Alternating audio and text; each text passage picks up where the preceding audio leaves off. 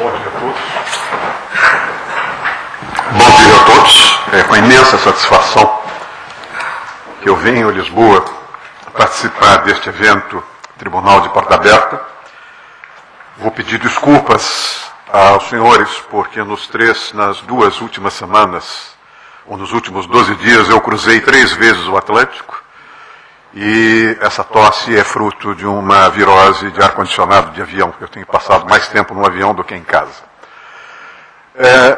Eu gostaria, num primeiro momento, antes de começar a expor, agradecer à Associação Sindical dos Juízes Portugueses pelo convite honroso que me foi formulado e que me permite retomar uma discussão que eu travei aqui em Lisboa há perto de 10 anos atrás, a convite, então, do Ministério Público, na pessoa aqui presente do Dr. Cluny. Eu não sei como, em Portugal, o Ministério Público e a Justiça se relacionam. No Brasil, essa relação é uma relação cordial do ponto de vista formal, mas extremamente agressiva, ou, digamos, extremamente competitiva do ponto de vista informal. Eu não sei qual é a relação entre a Justiça e o Ministério Público português, mas neste momento eu sinto o dever de agradecer a possibilidade de retomar ideias que eu apresentei aqui há 10 anos atrás, dentro de uma estratégia, como disse o Dr. Moraes, de pensar o direito, pensar os direitos à luz do século XXI. Há 10 anos atrás, quando eu aqui estive, basicamente o tema era fundamentalmente sobre a reforma organizacional da Justiça e, fundamentalmente, sobre a democratização e a eficácia dos tribunais. Naquela época, as minhas exposições se basearam fundamentalmente em 4 a 5 pontos. O primeiro ponto, que eu desenvolvi há 10 anos atrás, era no sentido de que a solução judicial não se reporta a fatos passados, nem se limita às partes na causa, mas visa ao futuro de modo flexível e largo, com importantes consequências para as pessoas, inclusive ausentes à relação processual. Segunda discussão foi no sentido de que a decisão judicial não é imposta, mas ela pode ser, em alguns casos, negociada. A sentença não esgota a jurisdição no caso, mas implica a participação contínua do juiz na realização do programa por ela traçado. Em seguida, o juiz não é passivo no sentido de sua função, limitar-se a dizer o direito aplicável à espécie. Ele deve estimar os fatos e organizar o procedimento para facilitar o encontro de uma solução justa e viável. E a conclusão definitiva, 10 anos atrás, foi no sentido de que o objeto de uma demanda judicial não é uma lide entre partes sobre direitos próprios, mas, muitas vezes, também é uma reclamação sobre ações ou omissões políticas. Eu diria que hoje, 10 anos depois da minha estada em Lisboa, atendendo a um convite generoso, estas conclusões tratavam fundamentalmente da questão do judiciário, da reforma organizacional e da democratização no acesso ao judiciário, tratavam dessas questões em função de uma afirmação dos partidos políticos, dos sindicatos trabalhistas, da queda do Muro de Berlim e todo o desmanche do leste europeu, provocando uma nova discussão sobre o que vem a ser o Estado-nação no século XXI, e, acima de tudo, a partir de uma crença que ali na altura de 2003, 2002, se tinha nas virtudes ilimitadas da social-democracia do pós-guerra com suas políticas keynesianas de pleno emprego e de bem-estar social. Há 10 anos atrás, o que nós tínhamos era uma forte tensão entre, por um lado, mais regulação econômica, com vistas ao desenvolvimento, com vistas ao bem-estar social, com vistas ao pleno emprego, e na Europa, com vistas à unificação da moeda, através do euro, e, ao mesmo tempo, por outro lado, questões relativas à emancipação social, questões relativas à justiça social, questões relativas à inclusão social. Naquele momento, o que nós tínhamos era uma enorme, vamos dizer, uma enorme crença nas virtudes da democracia como uma estratégia legítima de ampliação dos direitos sociais. A democracia como uma estratégia absolutamente legítima de expansão dos direitos de um modo geral e dos direitos sociais de um modo particular. E naquele momento também nós tínhamos no campo do direito uma discussão bastante intensa na teoria do direito entre a necessidade de se dar ao jurista não apenas um domínio completo dos códigos e das leis, mas também um domínio dos princípios jurídicos, ou seja, de princípios, não é? De normas programáticas que, de certo modo, nos valorizavam do ponto de vista da interpretação das normas gerais na aplicação de casos concretos.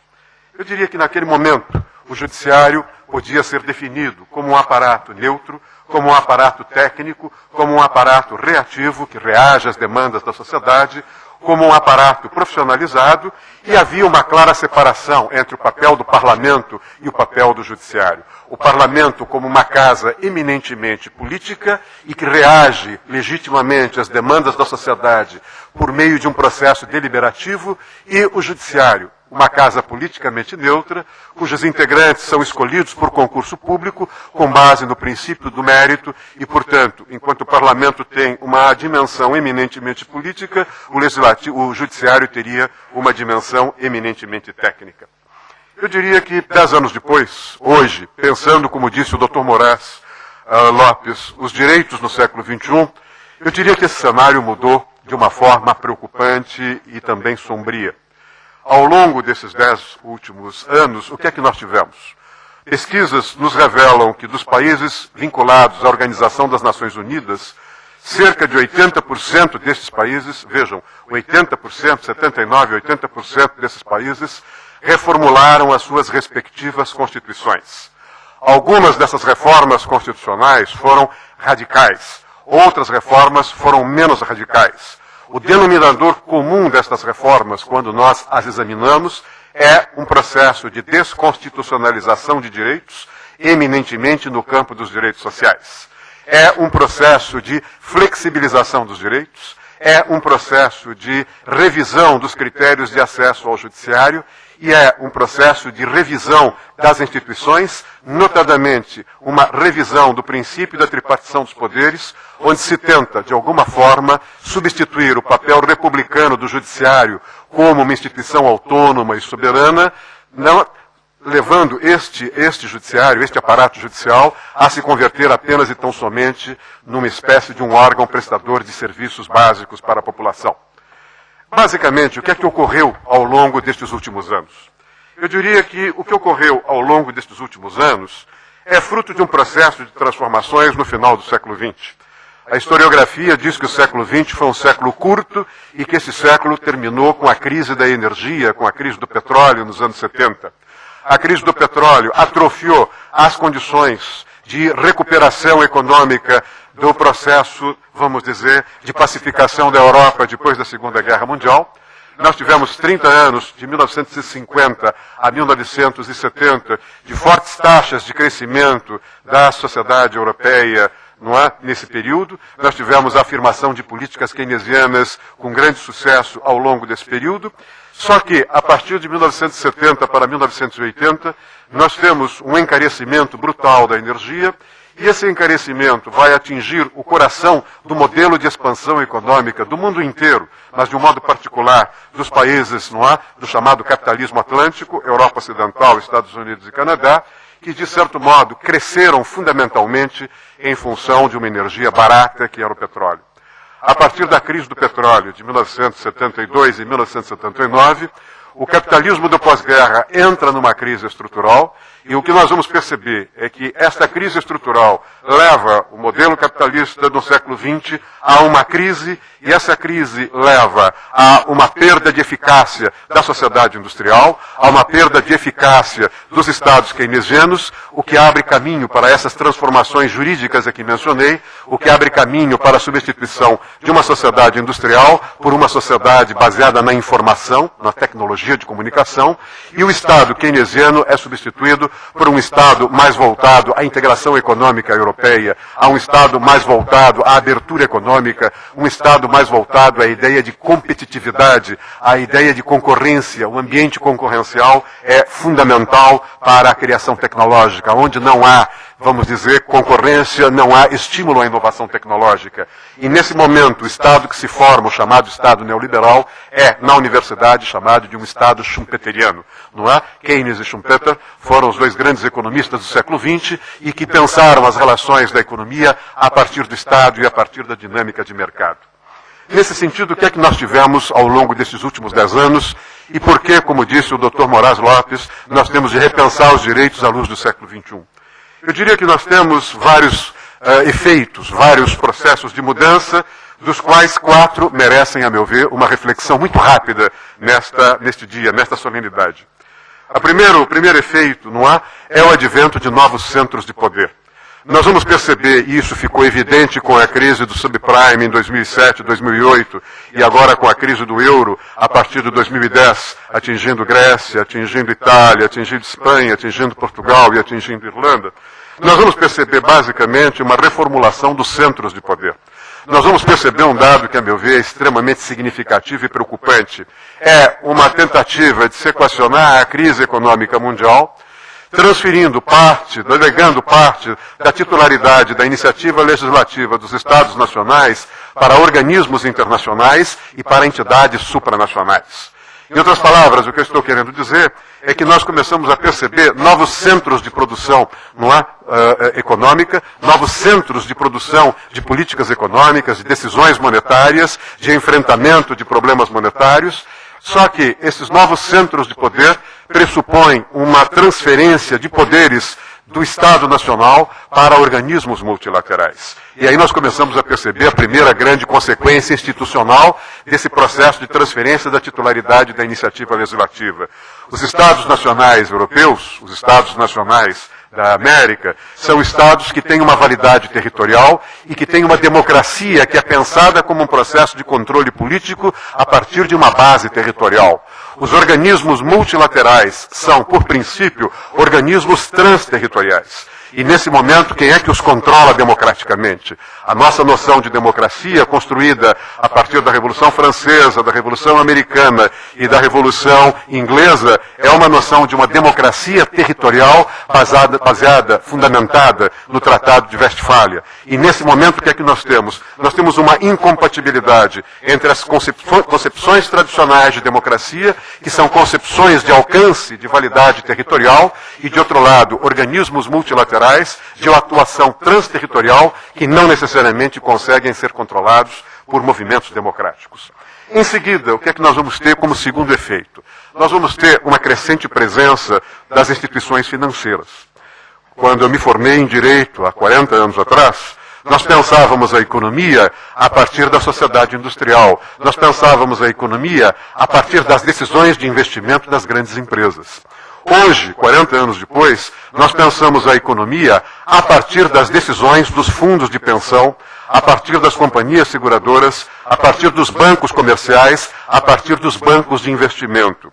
O que eu quero dizer é que, graças à tecnologia de comunicação, por um lado, e graças à interconexão dos sistemas financeiros e das bolsas de valores, por outro lado, nós enfrentamos um processo de transformação da economia, em que a decisão deixa de ser tomada, a grande decisão, deixa de ser tomada no setor industrial e passa a ser tomada no setor financeiro. Há aquilo que nós, no campo das ciências humanas, chamamos de financeirização dos capitais. E essa transferência da decisão econômica do setor industrial para os bancos condiciona dramaticamente, a meu ver, de uma maneira absolutamente sombria, o futuro das políticas econômicas, o futuro das políticas monetárias, o futuro das políticas de investimento, pelo menos nessa primeira fase do século XXI. Para se ter uma ideia de uma das consequências da financiarização dos capitais, em 1970, quando eu me formei, basicamente, 80% dos investimentos econômicos eram investimentos produtivos, eram investimentos do setor industrial, eram investimentos geradores de empregos. No ano de 2000, portanto há 10 anos atrás, 80% dos investimentos econômicos são investimentos especulativos. São investimentos em papéis, bolsas de valores, são investimentos não necessariamente geradores de empregos, são investimentos especulativos. E nós vamos perceber que quanto maior é o volume de investimentos especulativos, maior a tendência dos grupos financeiros de olhar o retorno dos capitais no menor prazo de tempo possível, com a maior taxa de lucro possível, com a maior segurança possível e com a menor taxa de risco, com a menor possibilidade de risco possível. Nós vamos perceber que a financiarização dos capitais vai acelerar, vai intensificar o tempo da economia. E aí nós vamos perceber um segundo problema para a democracia. O Estado de Direito democrático trabalha com a ideia de um tempo diferido. O Judiciário trabalha com a ideia de um tempo diferido. Nós temos as etapas do processo civil, nós temos as etapas do processo penal, nós temos o duplo grau de jurisdição, nós temos o juiz na base que toma uma decisão, nós temos o juiz de segundo grau que toma uma outra decisão e nós temos os tribunais superiores. O devido processo legal pressupõe uma ideia de tempo diferido e essa ideia de tempo diferido vai se revelando estruturalmente incompatível com o tempo dos mercados financeiros. O tempo dos mercados financeiros é um tempo online, é um tempo real, é um tempo da simultaneidade. E o que nós vamos perceber é que isso vai ter, como eu direi mais à frente, um impacto devastador sobre a autonomia do judiciário, principalmente quando as questões envolvem, digamos, matérias de natureza econômica, matérias financeiras, matérias monetárias, contratos de consumidor, contratos de financiamento ao consumidor final e coisas do gênero. O terceiro efeito que eu gostaria de mencionar diz respeito à ideia de, vamos dizer, destruição criadora. A destruição criadora é um dos principais, vamos dizer, componentes da economia política. A ideia de destruição criadora, que é atribuída ao economista Joseph Schumpeter, um economista austríaco de grande importância e cuja relação com o direito, ele é advogado de formação e foi padrinho, e foi, digamos, objeto, no seu casamento, teve como padrinho um grande jurista austríaco, Hans Kelsen. Schumpeter basicamente dizia que nós temos no capitalismo momentos de grande competição e momentos de grandes inovações tecnológicas. O ciclo no ar de desenvolvimento do capitalismo se dá a partir de um processo competitivo dentro de um mesmo paradigma tecnológico que é rompido a cada período por grandes processos de inovação científica.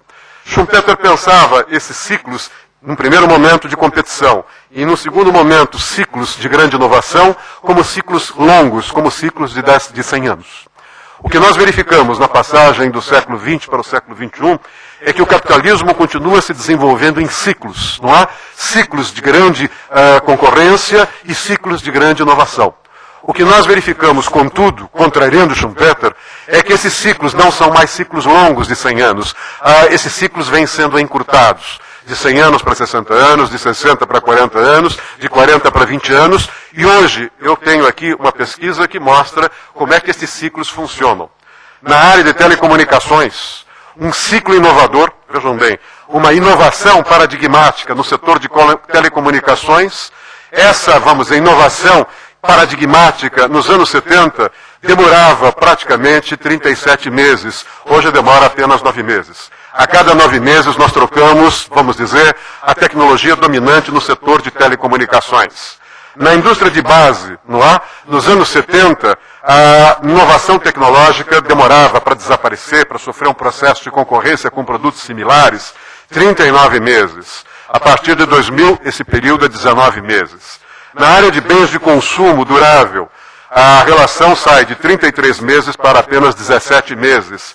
E no setor de serviços, vamos dizer, o giro da tecnologia cai de 25 meses para apenas 12 meses. Traduzindo, nós estamos no setor de telecomunicações, trocando a tecnologia paradigmática a cada 9 meses. Na indústria de base, nós estamos trocando a cada 19 meses, 1 ano e meio.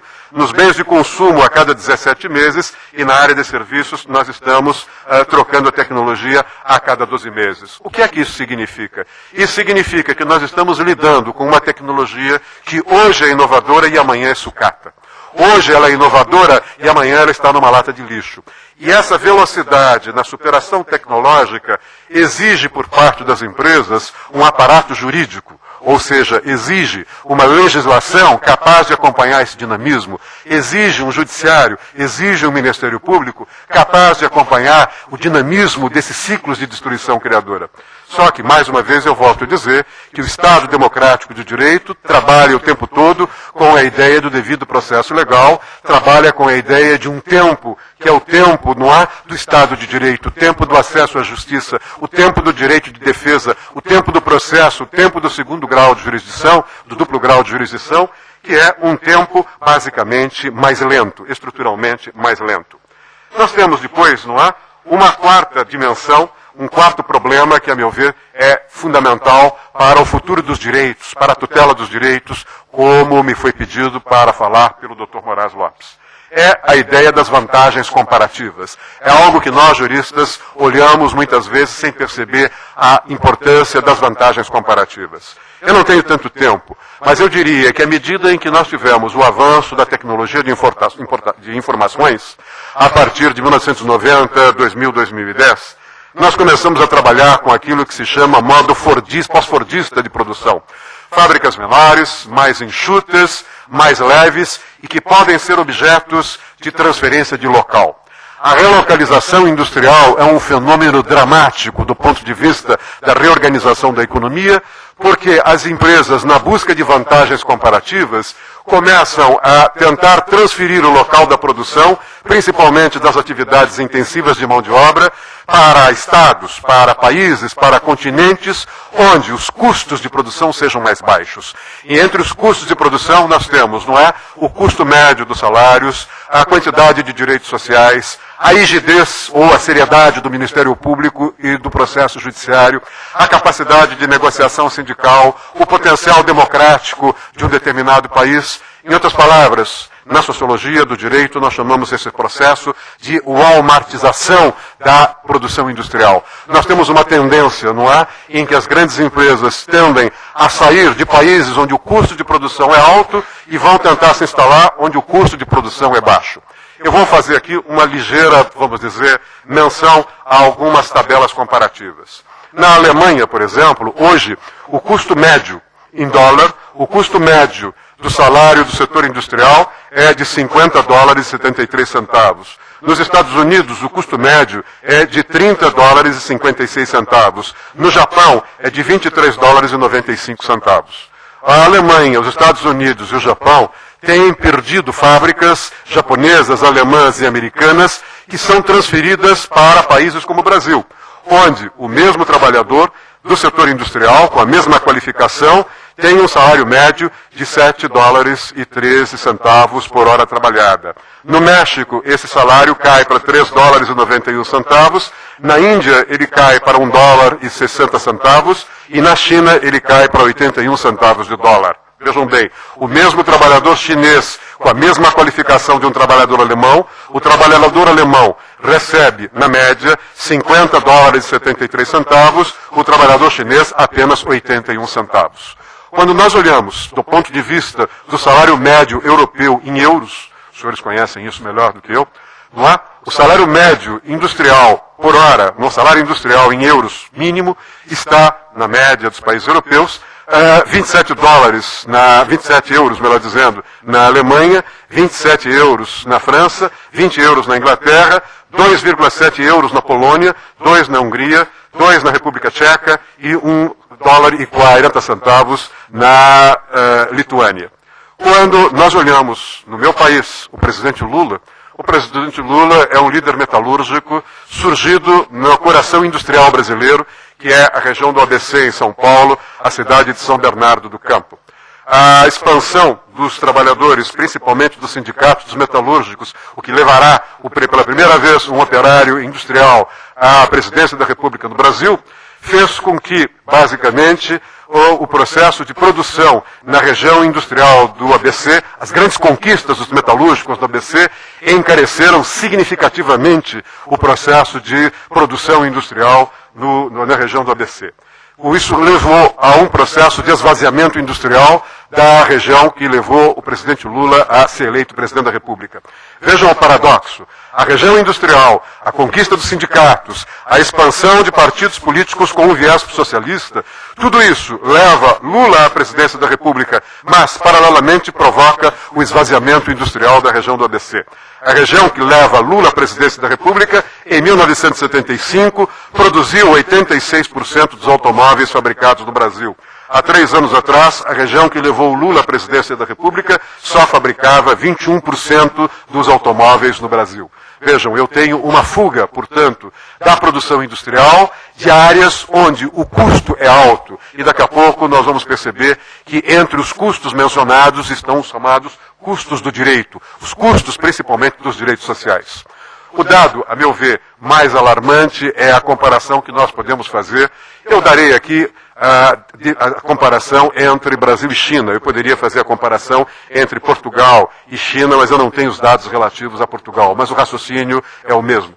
O operário brasileiro na área de brinquedos, de calçados e tecidos, onde, por exemplo, as exportações brasileiras já lideraram esses segmentos no comércio mundial, o custo de hora, direitos e salários do operário brasileiro, é de $8,26. O Brasil perdeu esse mercado para os brinquedos, calçados e chineses, onde o trabalhador chinês recebe 32 centavos de dólar, o trabalhador brasileiro recebe $8,26. No mesmo setor, o mecânico brasileiro recebe $7,52, o mecânico chinês 66 centavos de dólar. E o engenheiro brasileiro recebe $18 hora, mais direitos, enquanto o engenheiro chinês recebe apenas 85 centavos de dólar. Quando nós olhamos do ponto de vista de carga efetivamente trabalhada mensal, o operário, o torneiro, o mecânico, o engenheiro e o gerente no Brasil têm uma jornada uniformizada em torno de 153 horas. Na China, o operário trabalha 218 horas, o torneiro 216 horas, o mecânico 212 horas, o engenheiro e o gerente 207 horas. O que é que eu quero dizer com isso? O que eu quero dizer com isso é que, se nós olharmos, nós vamos perceber que esse processo de relocalização industrial leva à transferência de indústrias que saem de países com democracia, com direitos estabelecidos, com constituições eficazes, com instituições judiciais e com o Ministério Público que funcionam de uma maneira exemplar.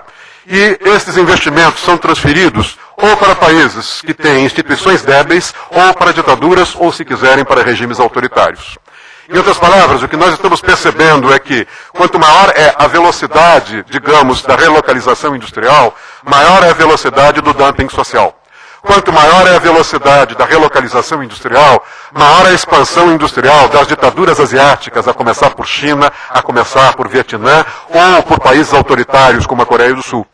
Isso significa, portanto, que países que negam os direitos têm um poder de atração dos capitais industriais, o que leva a um forte processo de esvaziamento econômico das democracias ocidentais. Portanto, o que é que nós vamos ter? Nós vamos ter novos centros de poder, nós vamos ter interconexão financeira, nós vamos ter o processo acelerado de destruição criadora e nós vamos ter esse processo de vantagens comparativas. Isso está levando a um impasse. De um lado, o que é que nós temos? De um lado, nós temos as nossas concepções jurídicas, que são as concepções em que o sistema judicial funciona, nós acreditamos no princípio da legalidade, nós somos formados no princípio da legalidade, nós acreditamos no princípio da soberania, nós acreditamos na legitimidade do direito positivo, nós acreditamos na ordem constitucional, nós acreditamos na ideia de governos legítimos que trabalham a partir de mandatos obtidos democraticamente, mas, de outro lado, nós percebemos que o direito enfrenta uma forte concorrência de uma razão econômica que, de certo modo, valoriza a integração dos mercados, que valoriza a eficiência econômica. E aí nós vamos perceber que a integração dos mercados tem uma dimensão transterritorial, enquanto nós, operadores do direito, temos uma formação territorial. Ou seja, nós vamos perceber aí um problema estrutural dramático. A nossa formação parte do princípio da legalidade, parte do princípio da soberania, que do ponto de vista espacial são princípios territoriais. E nós temos de lidar cada vez mais com grandes empresas internacionais que trabalham com a ideia de um único mercado, de um mercado mundo, de um mercado transterritorial.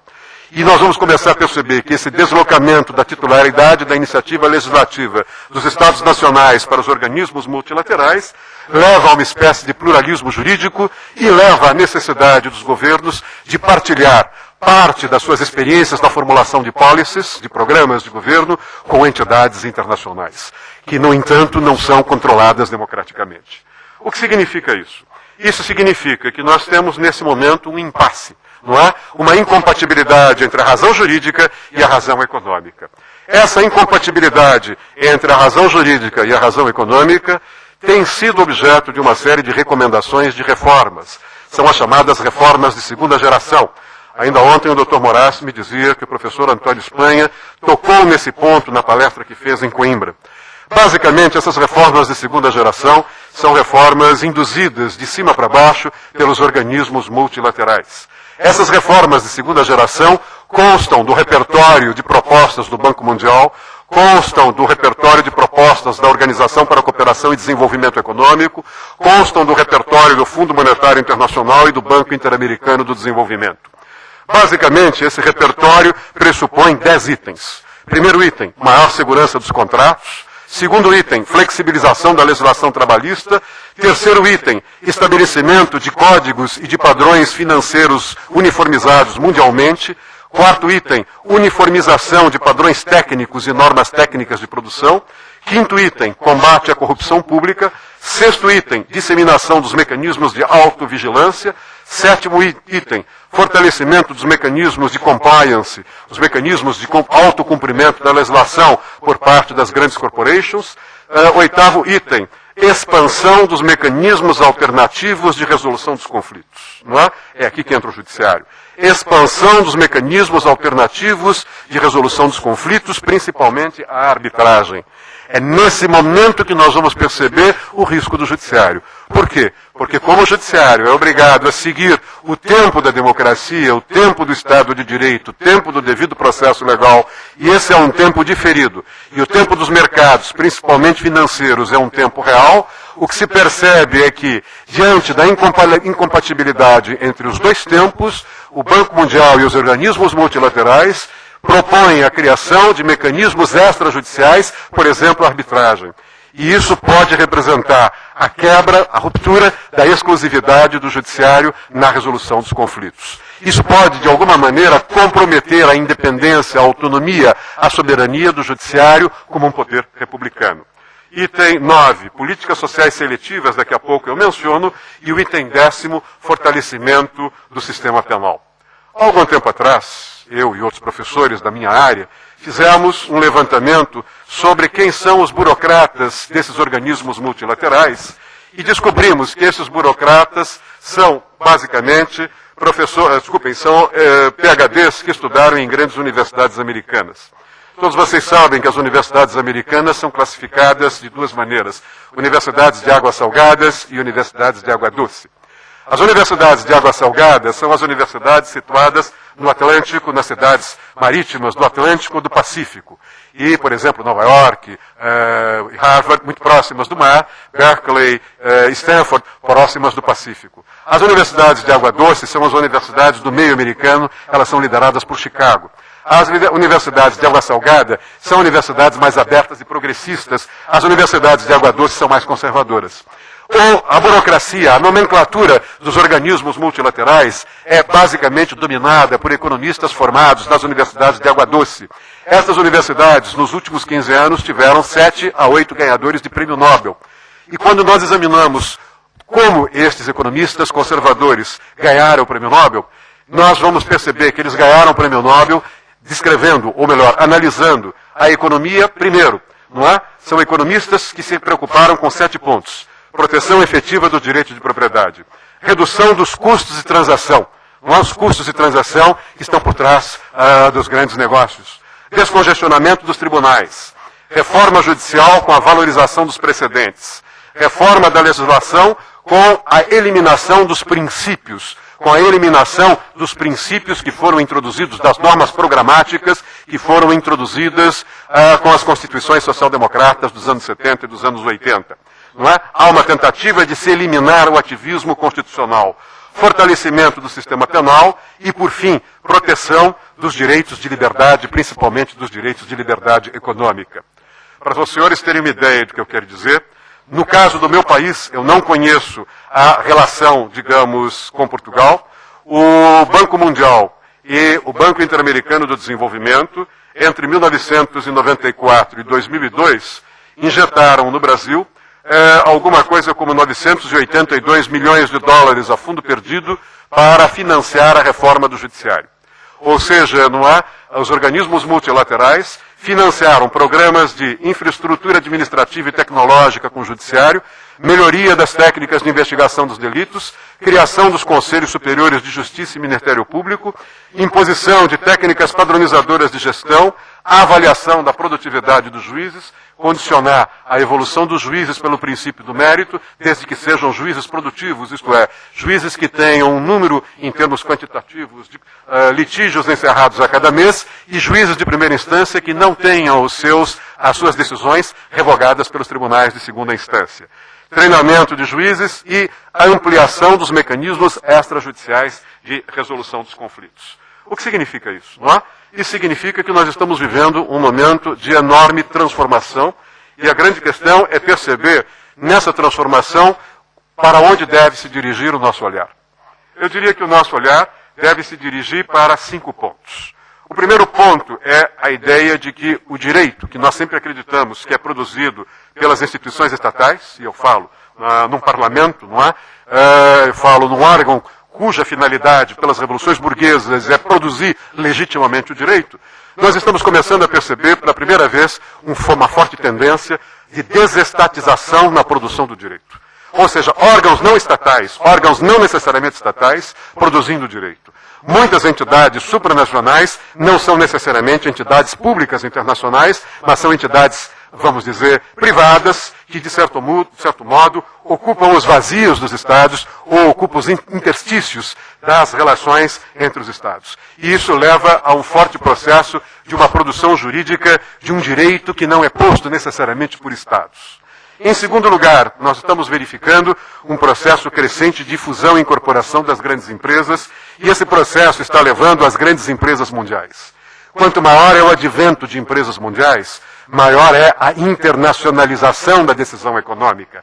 As grandes corporations não respeitam as legislações nacionais, pressionam os países periféricos. Se eu puder mencionar, eu dou 2 exemplos. Eu não conheço a realidade portuguesa, mas eu acho que ela não deve ser tão discrepante. Não há mais bancos nacionais no México. Basicamente, setores de supermercados, com exceção um pouquinho dos bancos e agora a aviação comercial do Brasil, ela é toda, vamos dizer, internacionalizada. O que é que eu quero dizer?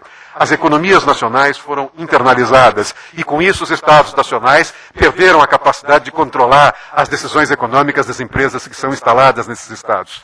Isso está levando a um crescente processo de internacionalização da decisão econômica. E todos nós sabemos, pela literatura sociológica, que quem tem o capital e tem o poder de investimento também define as regras do jogo. Também define, portanto, as regras de contratos, as regras de finanças. Começa, portanto, a haver uma crescente porosidade entre o público e o não público, entre o público e o privado, entre o público e o setor financeiro.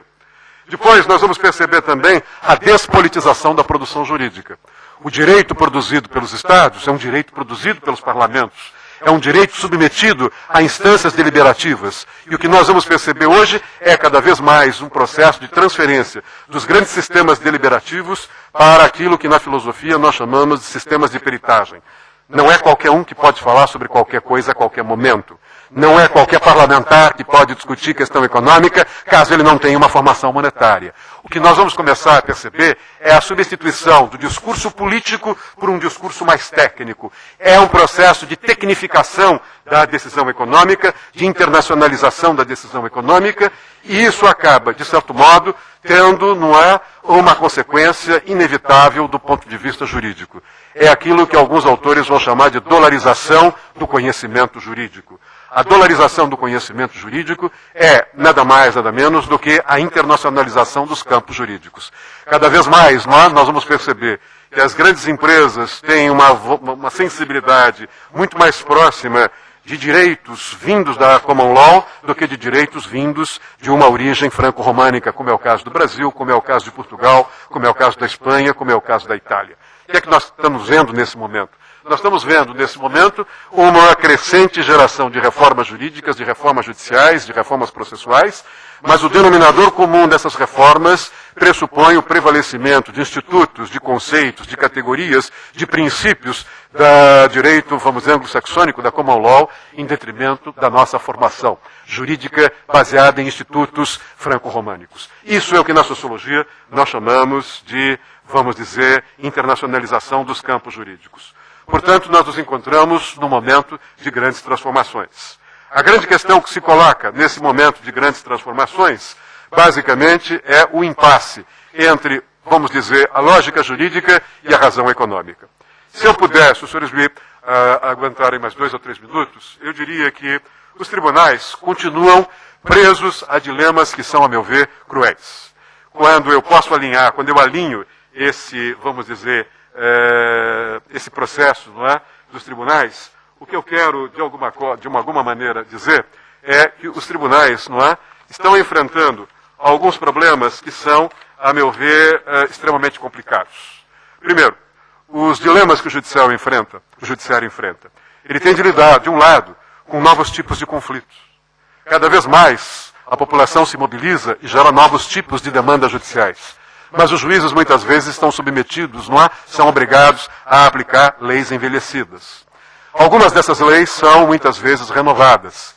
Os juízes, portanto, têm novos direitos. Mas, muitas vezes, a formação dos juízes foi uma formação defasada à luz de teorias e categorias e princípios ultrapassados.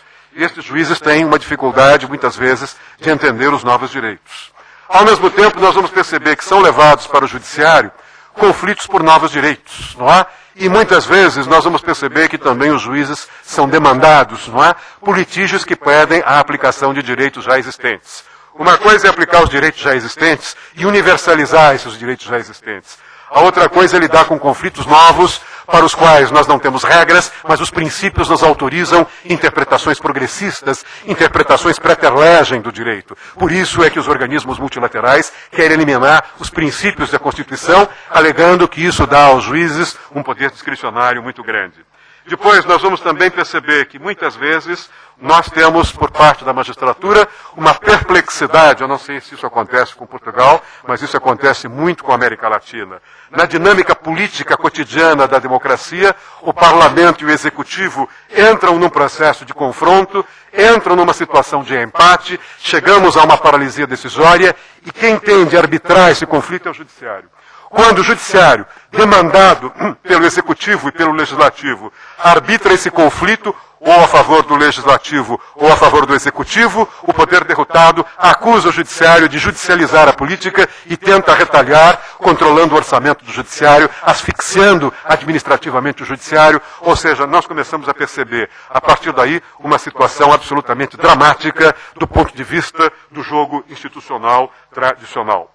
Do ponto de vista da razão econômica, nós temos percebido cada vez mais a expansão das arbitragens nacionais e internacionais. Quanto maior for a expansão das arbitragens, maior a ruptura da exclusividade dos tribunais, comissões de ética corporativa nas cadeias produtivas e, principalmente hoje, com a Inglaterra e os Estados Unidos, a crescente presença dos grandes escritórios organizados nos padrões americanos, sendo que esses grandes escritórios, fundamentalmente hoje, porque representam empresas com alto poder de investimento, têm um forte poder de convencimento dos legisladores nacionais dos países periféricos. Ou seja, nós vamos perceber uma expansão desenfreada, muitas vezes imoral, do famoso lobby dos grupos de pressão, no sentido de adequar a legislação, seja ela privada, direito privado, seja muitas vezes a legislação de direito público, aos interesses de mercados transterritoriais, de grandes empresas, e há sempre uma espada de Damocles. Os países que se recusarem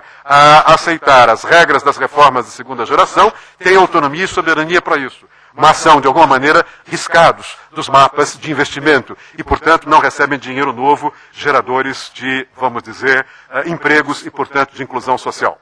Nós estamos vivendo, portanto, no momento da necessidade de novos domínios transversais e interdisciplinares de conhecimento jurídico.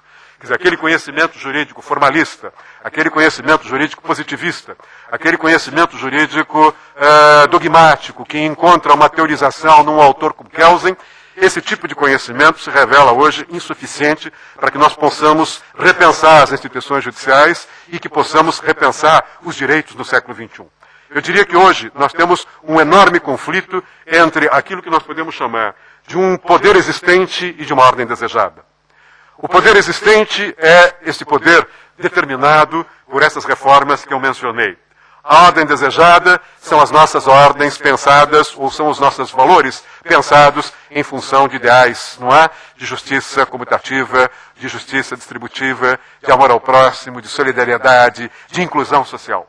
Eu diria que, do ponto de vista da ordem existente, nós temos alguns probleminhas que são fundamentais. Primeiro, muito rapidamente, o que nós estamos percebendo é em função do processo de relocalização industrial, e ainda ontem nós conversávamos, não é, Dr. Nuno, Dr. Moraes, Dra. Maria José, a respeito disso, é o fato de que nos países democráticos, em Portugal isso acontece, no Brasil isso acontece, não é?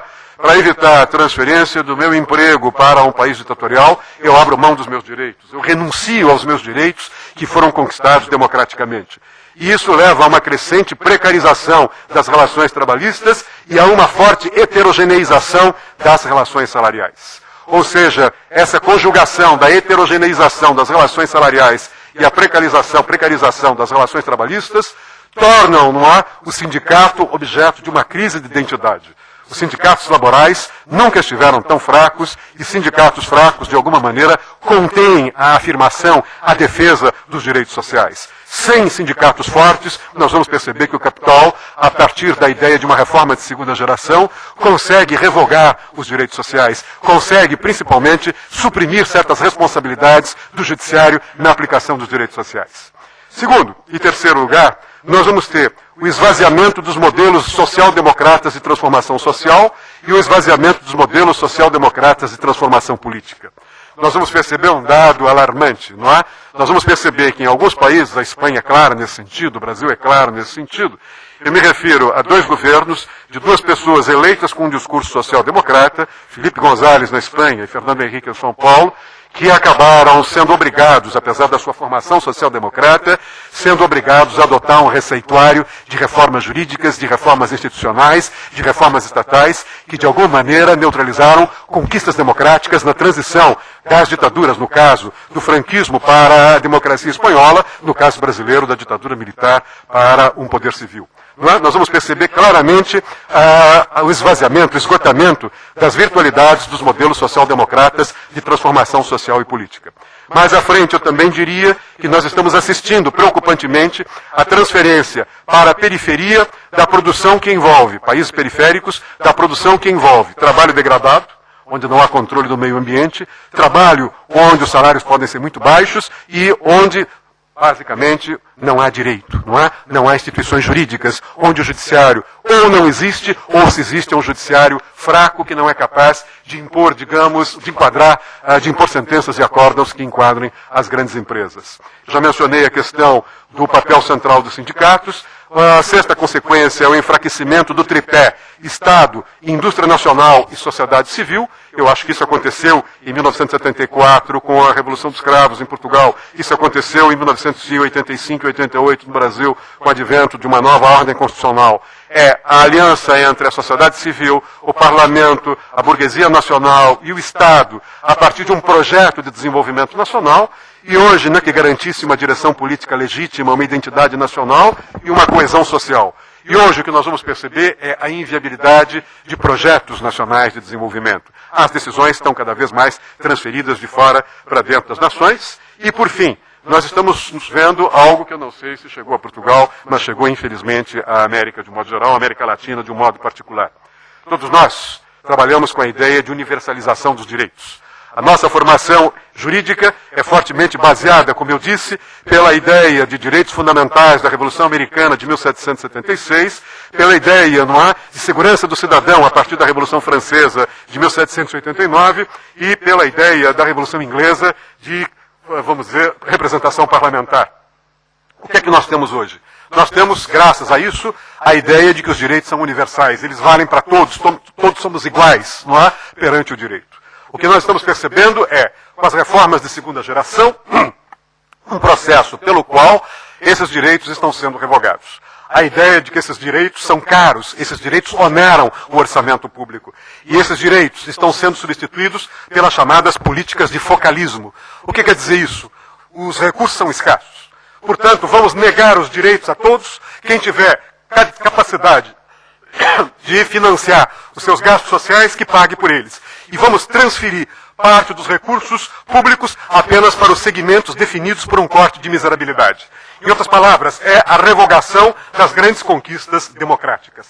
Nesse sentido, essa ordem desejada, essa ordem existente, é uma ordem que não está sendo equacionada, e nesse momento é que nós começamos a perceber que nós nos encontramos numa situação bastante difícil, nós nos encontramos numa situação em que, na sociologia, nós chamamos de os direitos, o judiciário, as instituições jurídicas, no que nós chamamos de um estado de fluxo.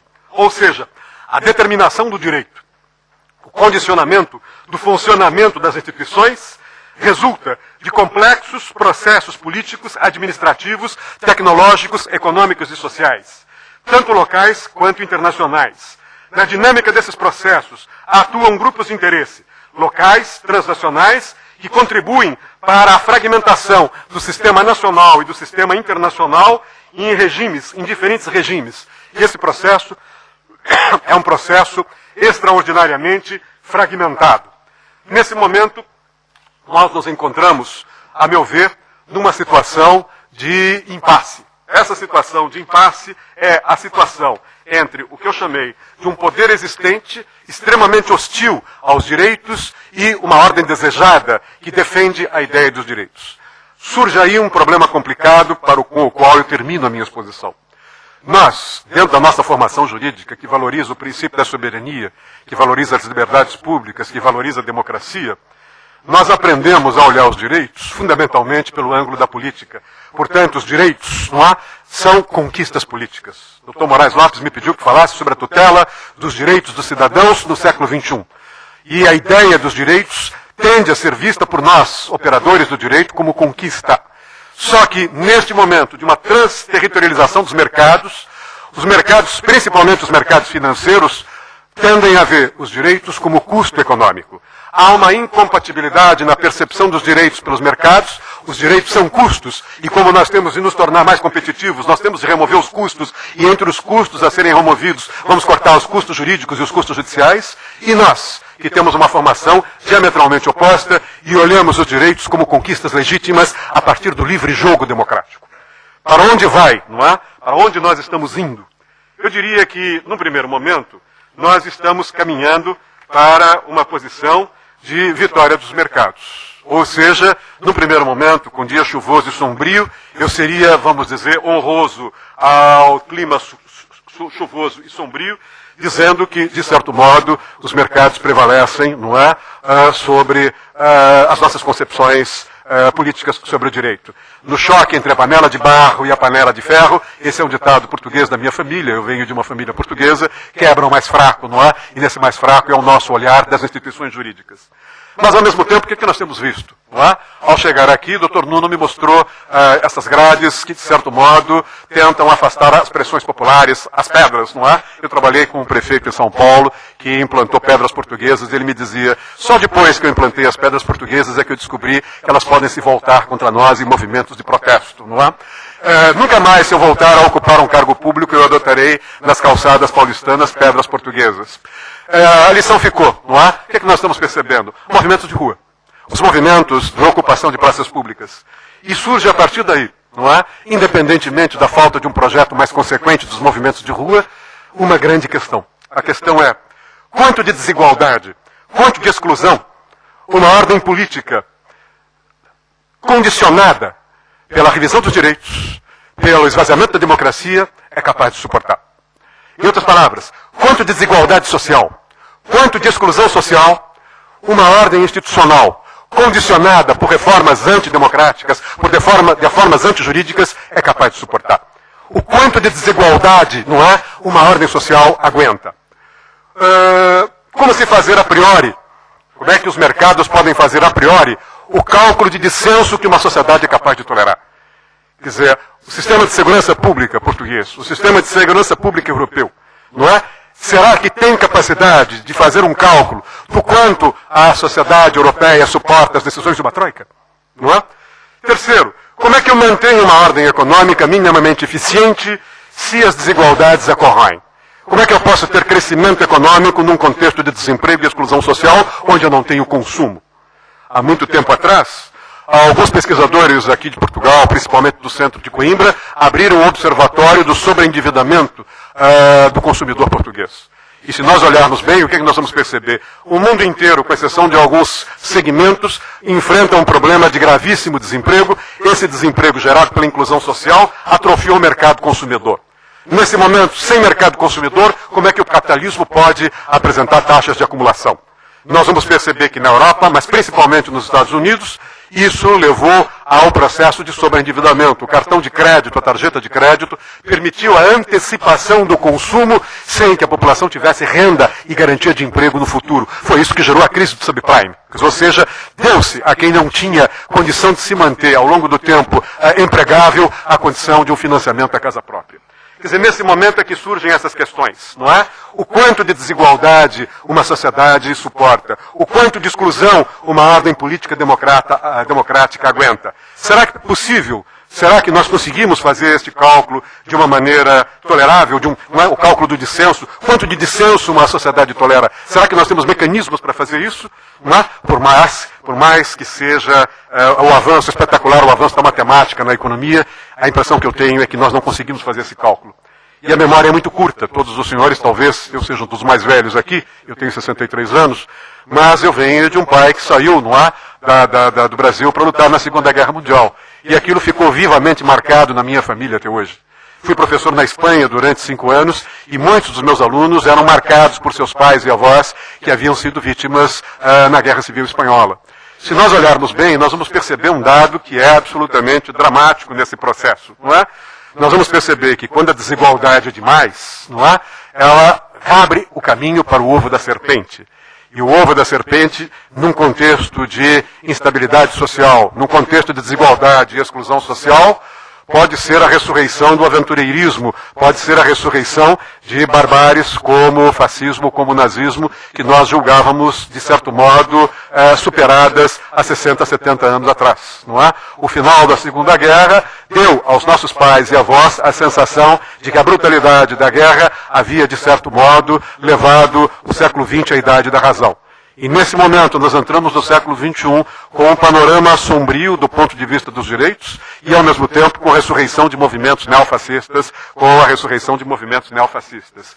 E essa ressurreição de movimentos neofascistas e de movimentos neonazistas talvez advirta, talvez tenha um sentido para nós de advertir, não é?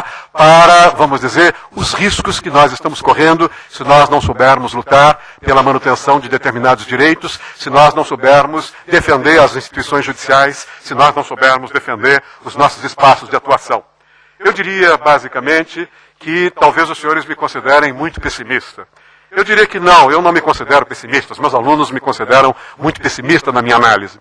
Eu diria que na formação que tive, eu sou um pessimista da razão. Eu lembro muito um autor que influenciou a minha formação, Norberto Bobbio, que dizia que se nós não usarmos a razão e não formos céticos, de alguma maneira nós seremos cúmplices ou convenientes da ressurreição de ideologias totalitárias. Não é? O ceticismo da razão, dizia Bobbio, já nos seus livros finais, nos livros da senectude, não é? Nos textos da senectude, o ceticismo da razão nos adverte para os grandes perigos totalitários. Portanto, o que é que nós devemos reformar? O que é que nós devemos manter? Como advertência, eu terminaria a minha palestra citando uma passagem do poeta francês Paul Valéry. Paul Valéry dizia: o que tem arruinado os conservadores é a má escolha das coisas a serem conservadas. Fazendo uma paráfrase, eu diria que o que tem arruinado os inovadores é a má escolha das coisas a destruir.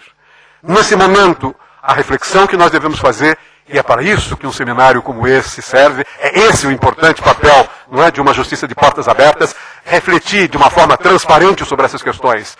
O que é que nós devemos buscar como inovação? O que é que nós devemos lutar pela manutenção como conquistas civilizatórias? E agora, para terminar, pela terceira vez eu termino, e termino dessa vez em caráter definitivo, uma leitura otimista. Basicamente é um texto que me marca. É um momento, não é, em que Santa Joana d'Arc vai ser queimada na fogueira, no famoso texto de Bernard Shaw. O general Dunois, o carrasco, dirige-se a Santa Joana e diz: no nosso embate, nunca soubemos quando fomos batidos. Esse foi o nosso maior defeito. Nunca soubemos quando estávamos derrotados. E esse foi o nosso maior defeito. E Santa Joana d'Arc, à beira da morte, responde: nunca sabeis quando foram vencedores. Esse é um defeito muito maior. No momento em que eu termino perguntando o quanto de desigualdade uma ordem civilizada suporta, o quanto de, vamos dizer, segurança pública e tranquilidade política uma sociedade suporta com altos graus de exclusão, a grande questão que se coloca é: quando o capital saberá que está derrotado e quando nós saberemos que somos vencedores com os movimentos de rua. Eu agradeço o convite, espero que tenha contribuído nesse momento para discutir o futuro dos direitos dentro de uma justiça que se pretende não apenas transparente, mas acima de tudo legítima, eficaz e capaz de responder aos anseios populares no momento de forte turbulência social e econômica. Muito obrigado.